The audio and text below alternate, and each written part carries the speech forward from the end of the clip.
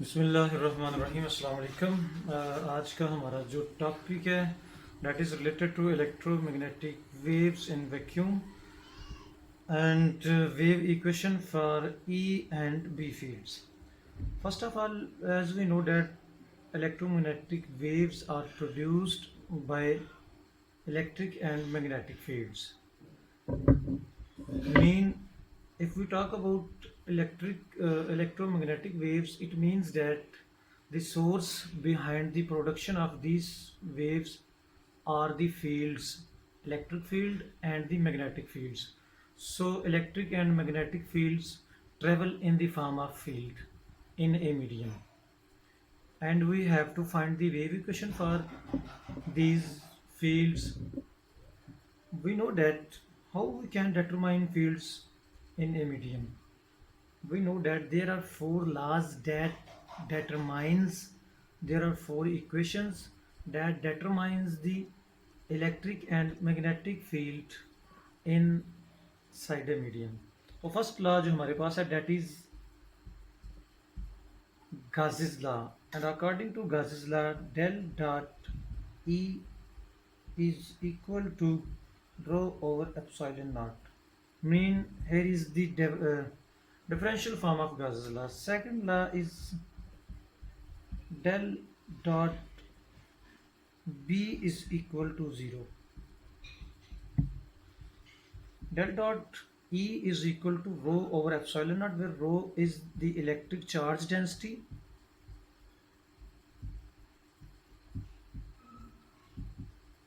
and del dot B is equal to 0. इसको आप बोल सकते हैं dual of Gauss's law, dual of Gauss's law for magnetic fields. और इसको इसलिए आप इसको ज़ीरो क्यों लिखा, बिकॉज हेयर इज, चलें थर्ड हम बात करते हैं, इसको बाद में देखते हैं. Third one is the divergence, third one is curl of electric field and is known as Faraday's law. Faraday's law के according del cross E is equal to partial B minus partial B over partial T minus partial B over partial T. And the last one is the Ampere's law with Maxwell's correction. You know that del cross B is equal to mu epsilon mu naught J plus mu naught epsilon naught partial E over partial T. There are four laws. First one is Gauss's law. Gauss's law where rho is the charge density. The second one is del dot B, and del dot B is also Gauss's law but for magnetic fields. And magnetic fields के लिए you know magnetic charge यहाँ पे आना चाहिए rho m, but there are no monopoles और magnetic charge. magnetic charge हमारे पास नहीं है. जब magnetic charge हमारे पास नहीं है तो it means that किसी भी region में आप चले जाएं वहाँ पे जो चार्ज एग्जिस्ट करेगा magnetic charge that are north pole and south pole, and these two pole exist simultaneously. Mean आपके पास मैग्नेट है, मैग्नेट की वजह से मैग्नेटिक फील्ड है, तो आप जो टोटल चार्ज लिखेंगे टोटल चार्ज ज़ीरो होगा कि आप किसी भी जगह नॉर्थ पोल या साउथ पोल को फाइंड आउट सेपरेट नहीं कर सकते. The third one is Faraday's law. Faraday's law, and the last one is Ampere's law. Ampere's law with Maxwell correction. Maxwell correction का मतलब ये है कि ये जो एक्स्ट्रा टर्म है जिसको आप बोलते हैं displacement current density, that was by Maxwell correction जिसमें ऐड की थी मैक्सवेल्स करेक्शन. तो ये मैक्सवेल करेक्शन है यहाँ पे. तो These four laws are known as Maxwell's equations. Maxwell's equation, and these four equations are used to find the field due to sources in any medium. अगर आप मीडियम की बात करते हैं कि we are in free medium, free space, तो free space में अगर हम बात करते हैं सोर्स फ्री मीडियम की, Maxwell's equations, these are four are Maxwell's equations. तो ये हमारे पास चार Maxwell's equations. If we talk, if we want to find the field in free space or in a medium where there are no charges or no current, no sources, means source free medium की हम बात करते हैं. Source free medium का मतलब there are no charges or no currents for the fields. यहाँ पे source ये है. Here is source, तो source current and source charges. तो for free charge या source free medium these term will be equal to 0. तो यहाँ से ये term जब 0 हो जाएगी तो आपके पास ये जो Maxwell's term equations हैं that will be equal to del dot E is equal to 0 and del cross B will be equal to mu naught epsilon naught partial E over partial T. और अगर आप किसी medium में हैं other than free space, then mu naught epsilon naught will be equal to mu and epsilon. These four equations are known as Maxwell's equation, and you can find the field in any medium from these four equations. Now what do we have to do next? Next we can find the solution of these four equations. We see that these are four differential equations and that are coupled equations. Coupled mean electric field और magnetic field एक equation में आ रहा है, magnetic field और electric field दोनों same equation में आ रहे हैं. तो अगर आपने इनको डिटरमाइन करना है तो आप इनको अनकपल करेंगे. तो let's suppose we form the curl of third equation. आप इसका कर लेते हैं थर्ड इक्वेशन के लिए. तो आ जाएगा del cross E is equal to del cross partial minus B over partial T. That will be equal to, left side को अगर हम देखते हैं यहाँ से तो लेफ्ट साइड आएगा डेल क्रॉस ई, और इसको आप लिख सकते हैं डेल मीन आप इसको यहाँ पे ए क्रॉस बी क्रॉस सी, ये रिलेशन अगर आप यहाँ पे इसको लिखेंगे तो ये आपके पास आएगा A dot C into B, A dot C into B mean del dot E into del. Del को हम लेफ्ट साइड पे लिखेंगे, राइट पे नहीं लिखेंगे. It have to operate on some functions और सम वैल्यूज. नेक्स्ट आएगा minus A dot B into C. A dot B del dot del into C, and this will be equal to del into del dot E minus del square E. And from the right hand side की बात की जाए तो यहाँ से आ जाएगा del cross minus partial B over partial T, and this will be equal to, here are two term of derivatives. One is with respect to space and other is with respect to time. एक time के साथ है आपके पास और दूसरा जो है आपके पास वो स्पेस के साथ. आप इनको इंटरचेंज कर सकते हैं. तो आप शुरू में लिख लें minus partial over partial T into del cross B. No the final equation will be left hand side को अगर राइट हैंड साइड की इक्वेट करते हैं आपके पास आ जाएगा del into del dot E is equal to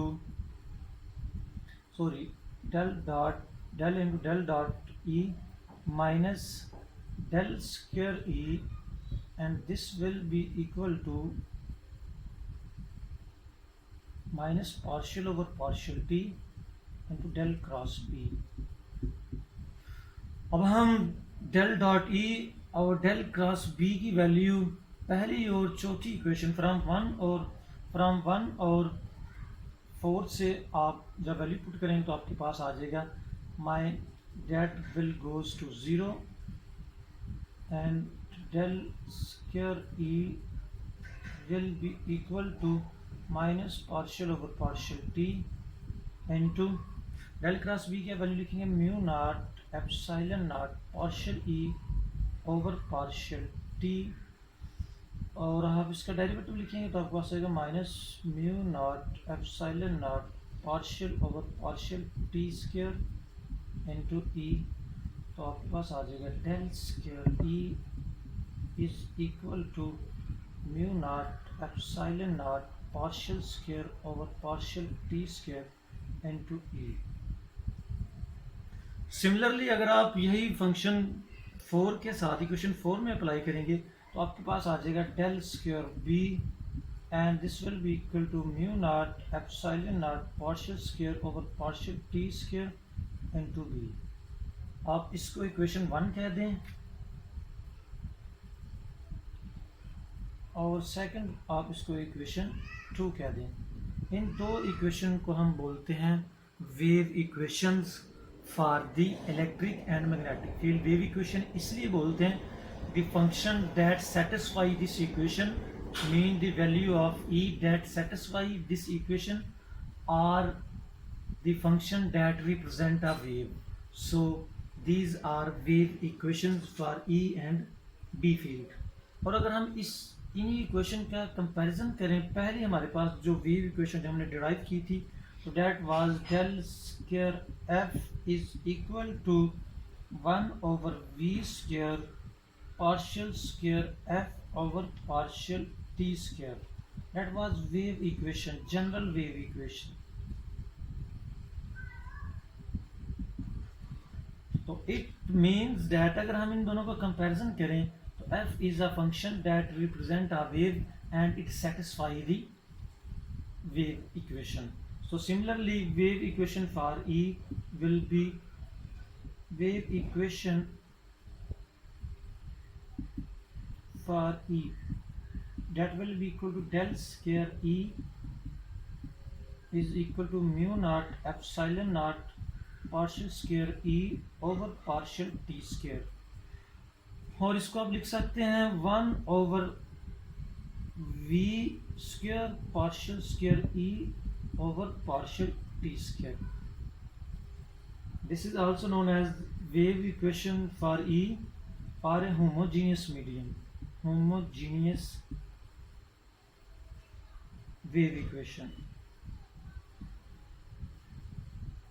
अगर आप इसको del square E minus 1 over V partial square E over partial T square कर दें तो ये आपके पास आ जाएगी होमोजीनियस वेव इक्वेशन, और इसमें V square V is equal to 1 over mu naught epsilon naught under root, और अगर हम इसकी वैल्यू निकालें म्यू नॉट और एप्सिलॉन नॉट की वैल्यू लिखें तो आपके पास ये आंसर आएगा 3.00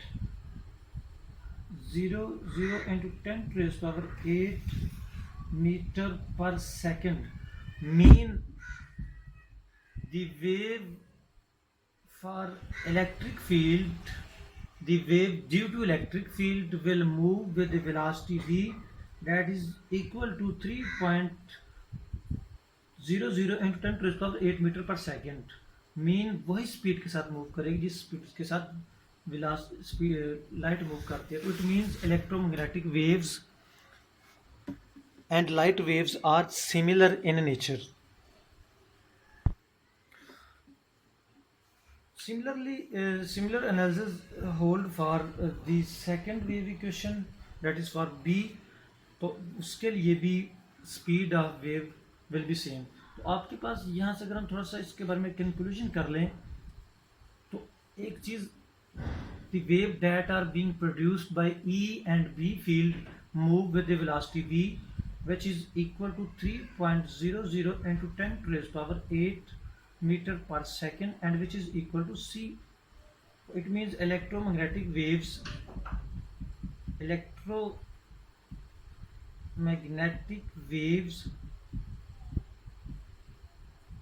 move with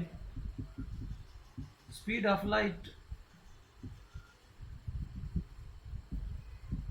it means that speed of light, it means that a light is also electromagnetic waves. It means light is also electromagnetic wave.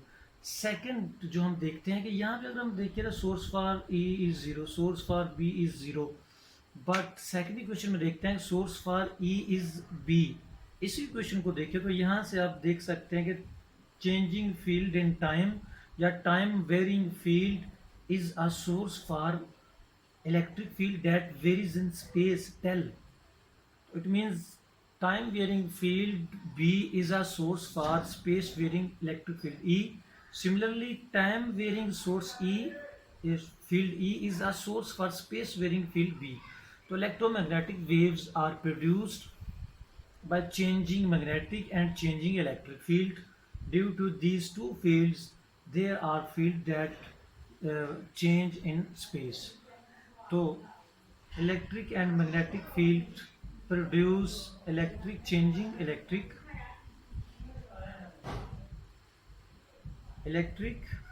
And magnetic field B produces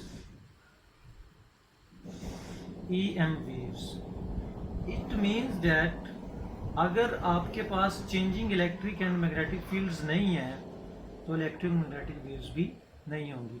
second, अगर हम इस general equation को देखें तो f is a function that satisfy this wave equation and f represent a function that represent a wave, mean wave.